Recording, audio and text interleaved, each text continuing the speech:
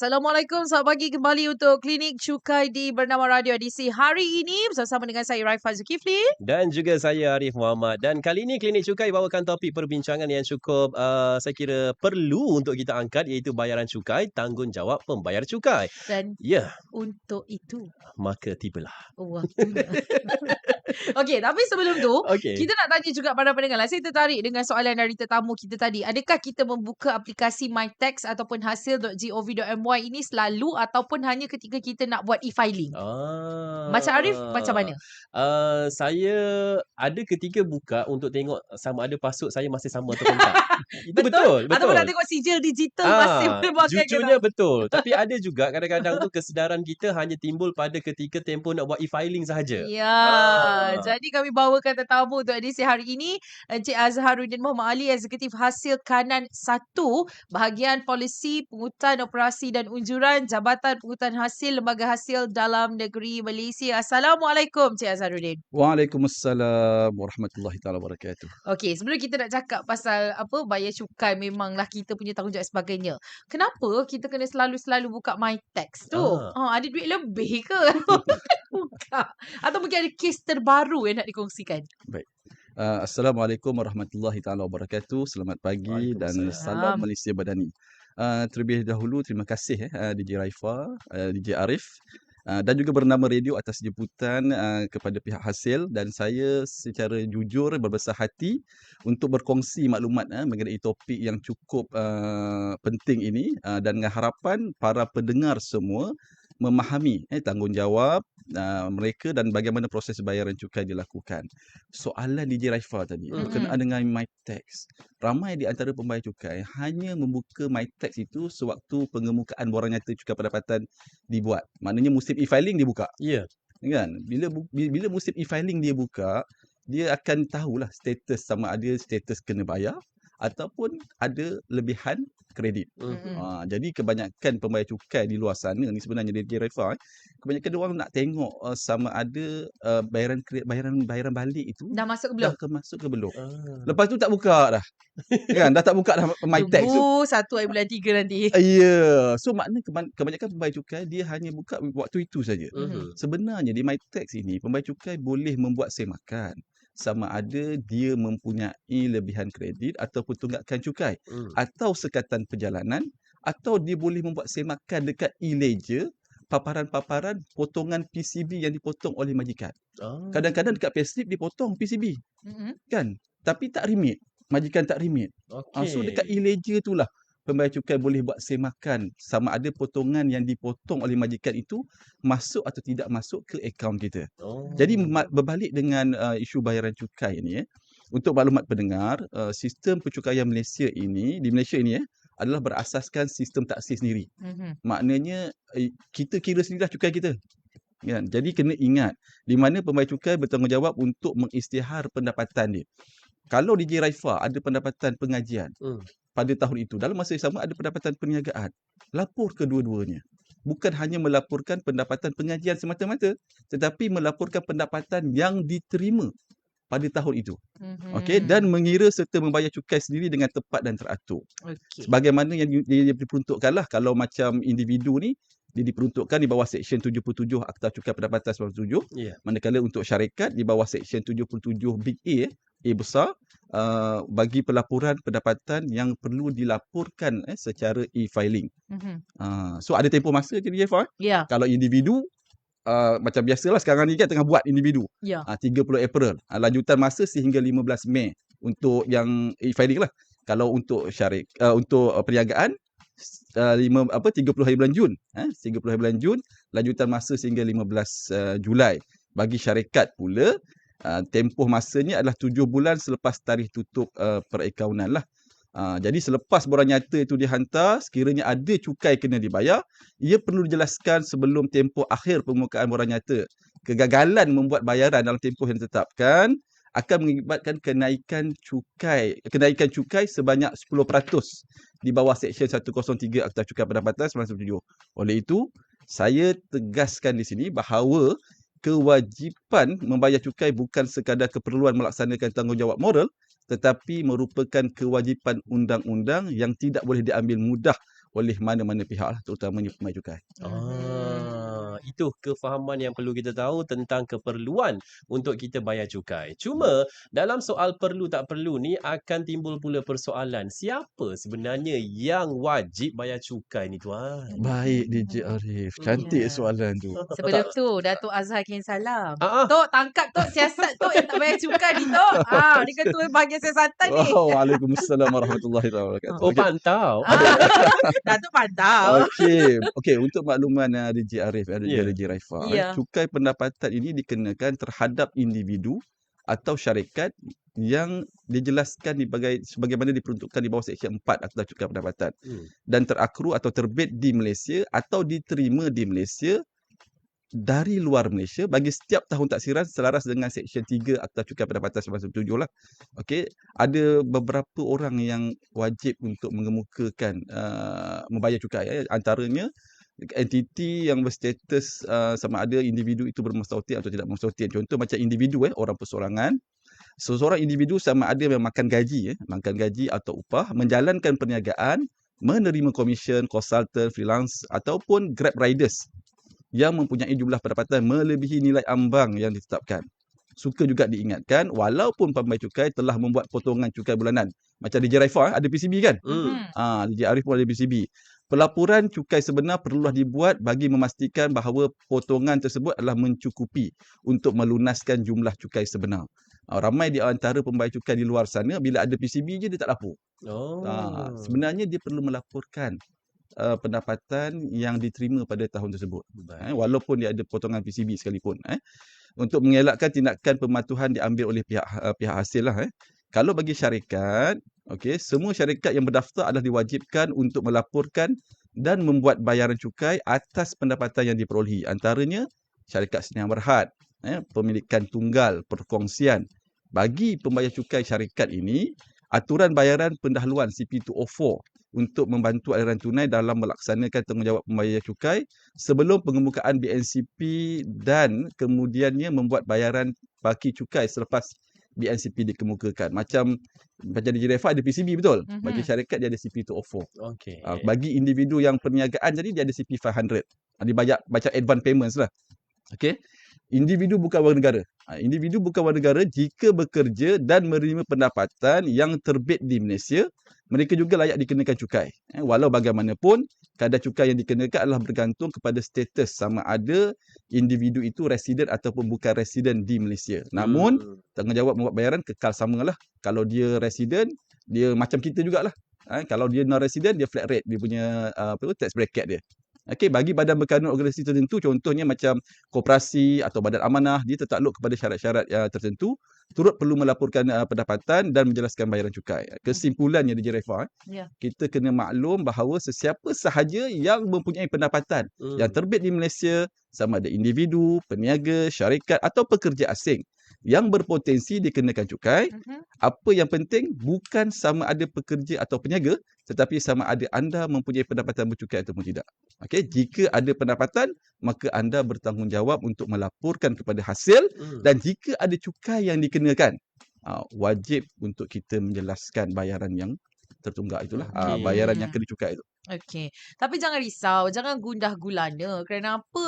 Memanglah betul setiap bulan tolak PCB tu, tapi nanti kan ada pulangan balik. Betul. Sebenarnya kadang-kadang mereka takut sebab mereka tak faham. Tapi saya rasa sejak saya bersama-sama dengan klinik cukai sejak 15 tahun yang lalu, kesedaran berkaitan dengan cukai ni semakin tinggi. Saya rasa tahun ini memang sangat power. Betul. 12 1 minit tengah malam 1 Mac tu, saya tengok orang dah share, kenapa aku dah nombor 600? Maksudnya pada muka 12 tu, orang memang dah masuk. Betul. Berlumba-lumba. Malah mengejek sahabat yang belum buat lagi. Contoh begini, belum buat. Macam tu.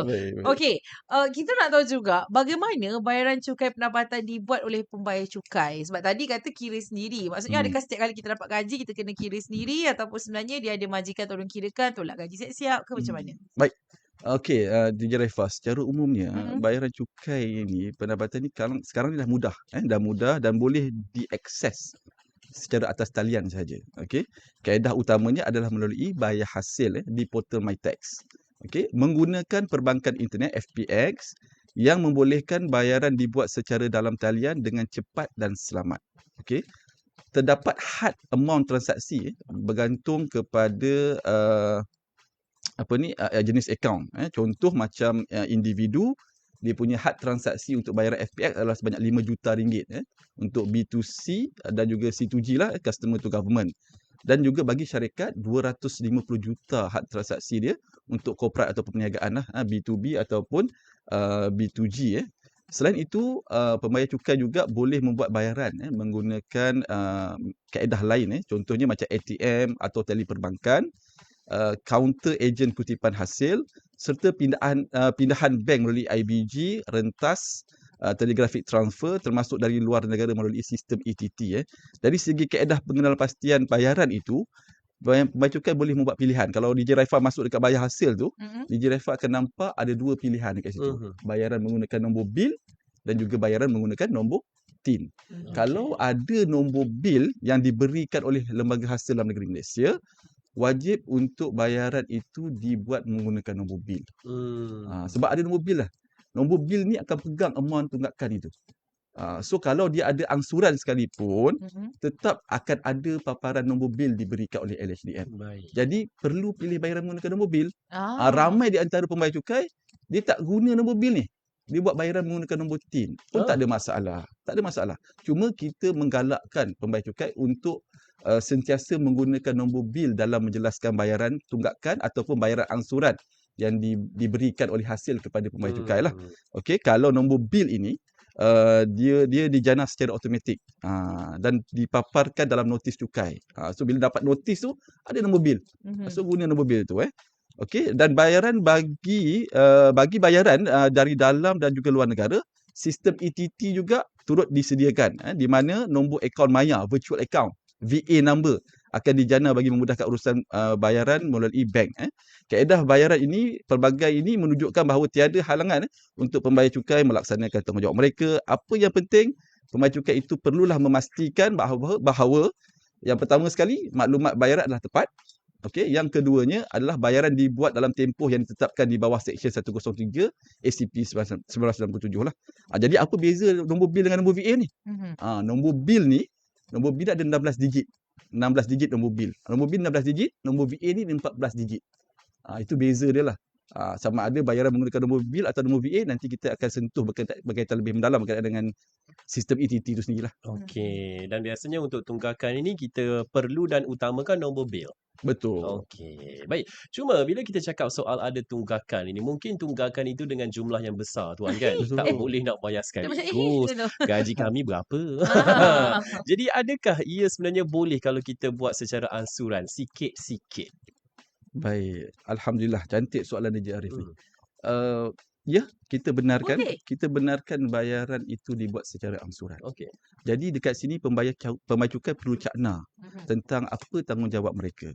Kalau dia tidak mampu untuk menjelaskan bayaran itu secara lamsam, okey, dia boleh membuat bayaran baki cukai yang tertunggak itu melalui kaedah bayaran secara e-angsuran. Jadi namun perlu difahami Namun perlu juga difahami bahawa kemudahan angsuran ini adalah fasiliti pentadbiran yang diberikan oleh hasil dan bukannya satu hak automatik kepada pembayar cukai. Kewajipan asal untuk pembayar cukai sepenuhnya masih tertakluk di bawah undang-undang di bawah Seksyen 103 Akta Cukai Pendapatan 1987 lah.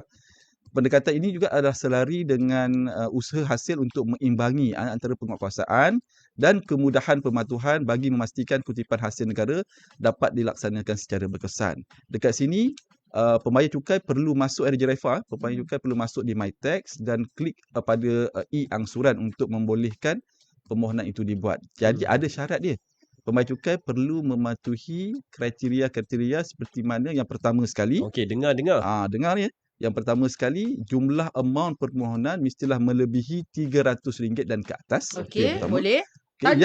Yang kedua, jumlah bilangan angsuran adalah 2 hingga 6 kali sahaja. Up to 6, okay. Okey. Yang ketiganya, melibatkan angsuran cukai pendapatan dan juga CKHT, Okey. cukai keuntungan harta tanah. Yang keempat, tidak melibatkan angsuran yang sedang berkuat kuasa. Jadi oleh itu, pembayar cukai yang menghadapi kesukaran keuangan untuk disarankan untuk bertindak lebih awal, membuat permohonan angsuran sebelum tindakan penguatkuasaan itu diambil. Pembayar cukai perlu mematuhi jadual bayaran yang telah ditetapkan. Kalau dah buat permohonan melalui angsuran, dah ada jadual, patuh. Patuh. Buat bayaran menggunakan nombor bil. Sebab akan ada nombor bil diberikan. Apabila buat permohonan melalui angsuran, akan ada nombor bil dan patuh pada angsuran yang telah pun dikeluarkan. Sekiranya gagal, maka kemudahan itu, penguatkuasaan itu akan diteruskan. Okey. So sebagai maklumat tambahan, sebarang pembatalan permohonan e-angsuran hanya boleh dilakukan di pejabat hasil sahaja. Alright. Baik. Yang angsuran 2 hingga 6 kali tu maksudnya hingga 6 bulan? Yep, 6 bulan. Okey. Itu kita minta ke atau hasil Memang yang tentukan? kita bagilah terus. Maknanya pembayar cukai tu dah boleh pilih dah nak buat angsuran tu. Boleh pilih. Nak buat 3 bulan pun tak ada masalah. Ya, tapi maksimum yang LHDN bagi 6 bulan. Yep. Faham? So daripada bayar lump sum, better buat installment tu. Dan kena cepat lah kan. Dia kalau dah ada penalti tu bahagi sekali. Penalti tu kalau sekiranya pembayar cukai tu gagal menjelaskan bayaran tersebut. Macam contoh DJ Refa lah kan. DJ Refa ada tunggakan. Kenapa saya je macam contoh ni? Saya lah tuan saya. Okey lah DJ Saya Arif. macam nervous saja buka MyTax lah. Jadi ada tunggakan ke ni? Sekiranya ada tunggakan, perlu buat angsuran tu cepat lah. Sebab kita dah boleh tengok dekat MyTax lah. That's why saya kata jangan buat jangan tengok MyTax tu waktu e-filing saja. Semak sentiasa. Buka ni. Dah ada apps MyTax dah. Ada apps saja tapi macam Arif cakap tu lah, takut salah dia punya password. Dia kena guna LHDN punya app ni ibarat wallet kita lah buka hari-hari. Betul. Okey, baik, kita nak tahu juga tuan, sekiranya pembayar cukai tiada kemudahan perbankan di Malaysia, macam mana pembayar cukai ni boleh nak jelaskan tunggakan tu? Baik, cantik soalan tu. Arif memang power.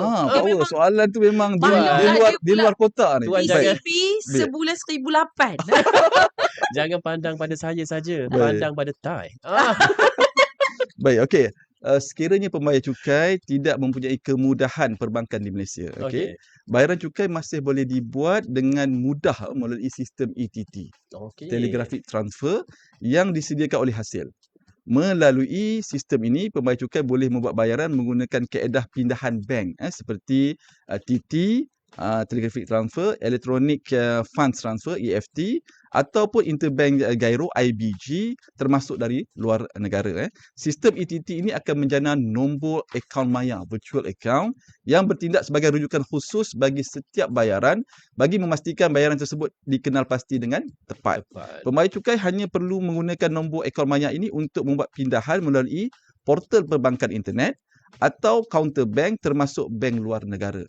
Okey, apa yang penting setiap bayaran mesti menggunakan nombor akaun maya yang dijana dan memastikan maklumat bayaran adalah tepat. Ini menunjukkan walaupun pembayar cukai berada di luar negara atau tidak mempunyai akaun bank tempatan, tanggungjawab bayaran cukai itu masih lagi boleh dilaksanakan tanpa halangan. Kita sekarang ni dunia tanpa sepadan. Betul. Semua di hujung jari.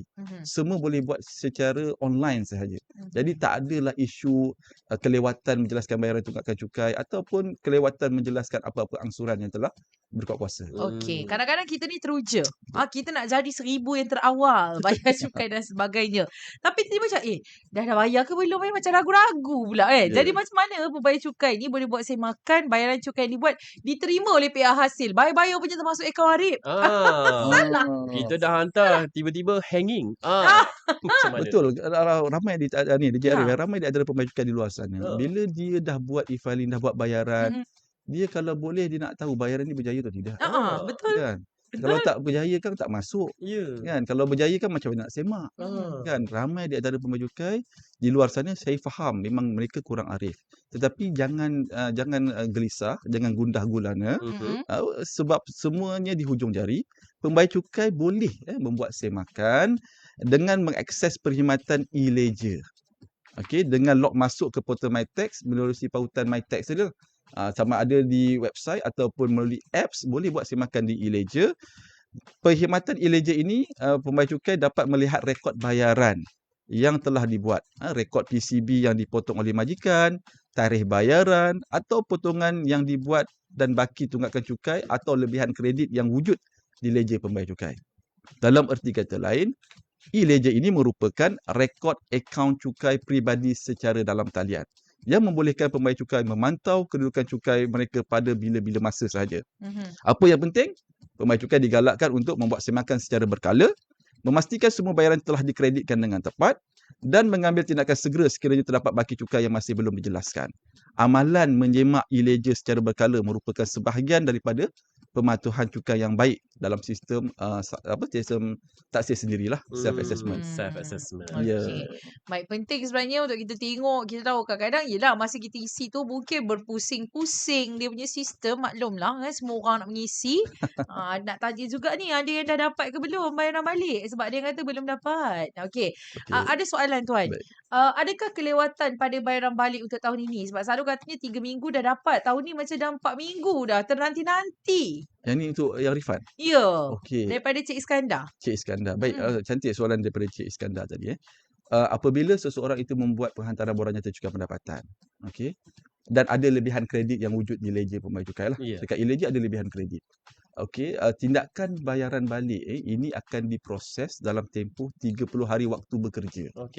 Okey. So dalam tempoh 30 hari waktu bekerja, tindakan bayaran balik ini akan diambil. Jadi pembayar cukai perlu cakna, tak termasuk satu ahad lah. Sebab kadang-kadang diorang dah kira 30 hari tu dah masuk satu ahad. Tak masuk cuti raya. Ya, tak masuk cuti raya. Dan kita buat itu raya. Ya. Jadi tak apa, dalam 30 hari waktu bekerja, insya-Allah bayaran balik itu akan dikreditkan ke akaun pembayar cukai. Ini memang kita punya proses kerja kita lah. Dalam tempoh 30 hari. Kita akan pastikan bahawa dalam tempoh 30 hari itu memang taxpayer akan menerima bayaran balik itu di akaun bank dia lah. Ramai daripada pembayar cukai dia buat silap. Kadang-kadang ada kes kita dah proses bayaran balik. Nombor akaun tak betul. Nombor akaun atau kita punya rekod invalid beneficiary. Kita punya rekod. Ada yang masuk pula pakai duit now. Dia buat bayaran balik menggunakan kaedah duit now. Duit now ini kita nak tekankan kat sini. Bayaran balik menggunakan duit now ni kena pastikan bank itu kita registerkan menggunakan nombor IC kita, bukan nombor telefon. Ramai di antara pembayar cukai register guna nombor phone. Nombor phone. Dia menggunakan register nombor phone sebab sedangkan LHDN bayaran menggunakan duit now tu kita menggunakan kaedah nombor kad pengenalan. Menyebabkan kaedah bayaran balik itu gagal dikreditkan ke akaun bank. Kalau ikutkan senang saja. Kalau pakai duit now cepat. Cuma dia kena pastikan nombor akaun itu bila berregister dengan lembaga hasil menggunakan kad pengenalan, barulah kita berjaya kreditkan ke akaun bank tersebut. Faham. Tapi ada juga masih buat e-filing macam Digi Raifa atau Digi Arif. Bila buat e-filing, Digi Raifa boleh pilih sama ada menggunakan duit now ataupun secara EFT saja. Kan kita masukkan ke akaun bank terus. Akaun bank. Ya. Setakat ni belum ada masalah. Digi Raifa dah dapat refund dah? Habis. So dah dapat kan? So Dah dalam habis tempoh maksudnya. dalam tempoh itulah. Okey, saya ringkas. Kita tak punya banyak masa lah. Pesanan kepada pendengar-pendengar kita. Silakan. Baik, Digi Raifa sebagai penutup, saya ingin menekankan bahawa sistem percukaian di Malaysia adalah berasaskan self-assessment tadi. Sistem taksir sendiri di mana pembayar cukai diberi kepercayaan penuh untuk melaksanakan tanggungjawab mereka secara jujur dan tepat. Jujur tu penting, Cik Arif. Janganlah bila nak refund banyak tuntut macam-macam dalam e-filing tu. Bila tak ada anak pun kata nyusu juga. Bila kita minta supporting dokumen, gagal kemukakan supporting dokumen. Senyap. So benda ni tak tepat lah dengan hasrat kita. Bila taksir sendiri ni kita minta pembayar cukai menaksir sistem percukaian mereka dengan tepat dan juga jujur. Dalam sistem ini terdapat 3 tanggungjawab utama yang perlu dipatuhi oleh setiap pembayar cukai. Yang pertamanya, mengemukakan borang nyata cukai pendapatan dalam tempoh yang ditetapkan. Yang keduanya, mengisytiharkan pendapatan dengan betul dan lengkap. Yang ketiga, menjelaskan cukai yang dikenakan tepat pada masanya. Kegagalan di mana-mana peringkat ini boleh menyebabkan tindakan diambil di bawah undang-undang termasuk penalti, tindakan mahkamah dan juga sekatan perjalanan ke luar negara. Untuk makluman Digi Raifa, pagi tadi saja ada kes yang kena sekat dekat airport. Tak check lah jadi tak semak. Dia tak semak dekat MyTax dia tak semak tunggakan itu ataupun membuat secara angsuran sebagai contoh. Pastikan sekiranya ada tunggakan, buat angsuran Baik. sebelum tindakan sekatan itu dikenakan. Namun begitu, hasil sentiasa mengambil pendekatan yang seimbang antara penguasaan dan kemudahan pematuhan. Pelbagai kemudahan telah pun disediakan untuk anda. Jadi gunakanlah kemudahan-kemudahan itu secara berhemah. Sebagai contoh, bayaran secara dalam talian melalui bayar hasil, kemudahan angsuran melalui e-angsuran, serta semakan rekod cukai melalui e-ledger. Oleh itu, pembayar cukai disarankan untuk bertindak lebih awal, membuat semakan secara berkala dan mengambil tindakan segera sekiranya terdapat baki cukai yang belum dijelaskan. Ini penting bagi mengelakkan sebarang tindakan lanjut yang boleh memberi kesan kepada keuangan dan urusan peribadi pembayar cukai.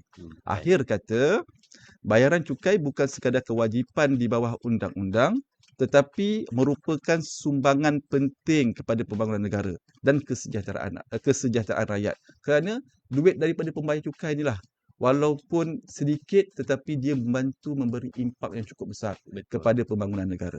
Ambil tindakan sekarang, patuh, lapor dan bayar cukai tepat pada masanya.